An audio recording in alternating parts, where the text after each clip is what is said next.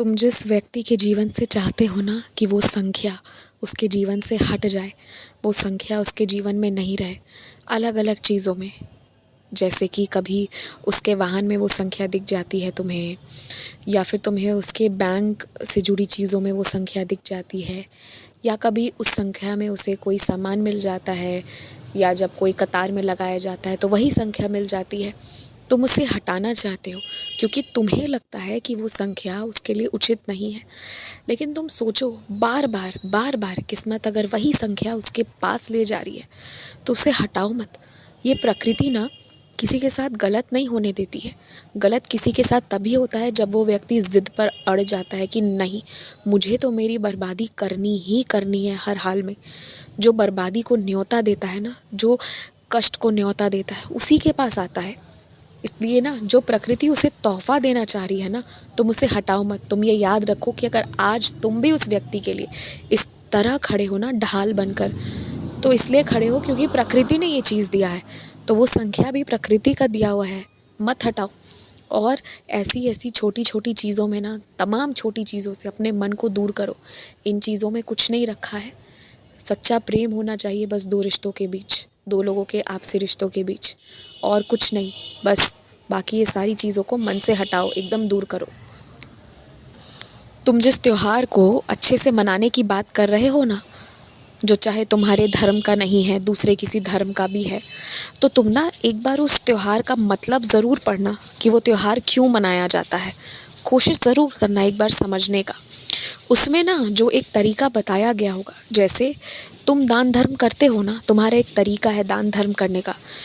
उस अलग अलग मजहब में भी अलग अलग तरीके बताए गए हैं, जो तुम्हें ना बहुत आश्चर्यचकित भी करेगा और आनंद में भी डाल देगा, क्योंकि उनका तरीका अलग है। तुम्हें बहुत अच्छा लगेगा, तुमने पहले ऐसा कभी किया नहीं होगा, इसलिए तो तुम ना उसके बारे में थोड़ा पढ़ना पहले, ठीक है?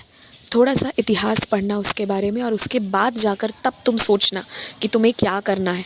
तुम्हें कुछ बहुत अनोखी, बहुत अच्छी अच्छी चीज़ों के बारे में ज्ञान प्राप्त होगा, पर थोड़ा सा पढ़ना होगा तुम्हें। तुम्हें लगता है पर कि तुम कठोर हो बाहर से, पर तुम्हारे अंदर ना एक बहुत अच्छा इंसान रहता है जो बाहर से कठोर है पर भीतर से प्रेम भरा है। अगर प्रेम नहीं भरा होता ना, तो जिसने तुम्हारा इतना बिगाड़ा है ना, उसके लिए तुम इतना अच्छा नहीं सोचते। तुम्हारा हृदय इतना कोमल है, इतना प्यारा है ना, कि सिर्फ इसलिए मैं तुम्हारे पास हूँ।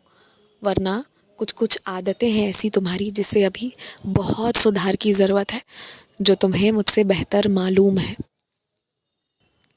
देखो, तुमने अपने शौक़ पूरे करने के लिए जो भी किया ना, जो भी लिया, भले उसकी कोई आवश्यकता नहीं थी, सच में कोई भी नहीं, लेकिन फिर भी तुमने किया। तो मैंने तुम्हें क्यों नहीं रोका पता है?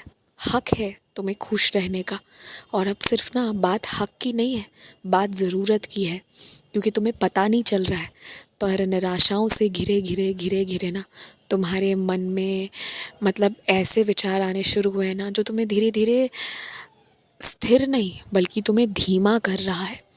और ये धीमी चाल डरावनी है, ये ठीक नहीं है। इसलिए अब ये सिर्फ तुम्हारा हक नहीं, तुम्हारे लिए आवश्यकता थी कि तुम अपने शौक़ पूरे करो, और तुम जो कर रहे हो ठीक है, सही है।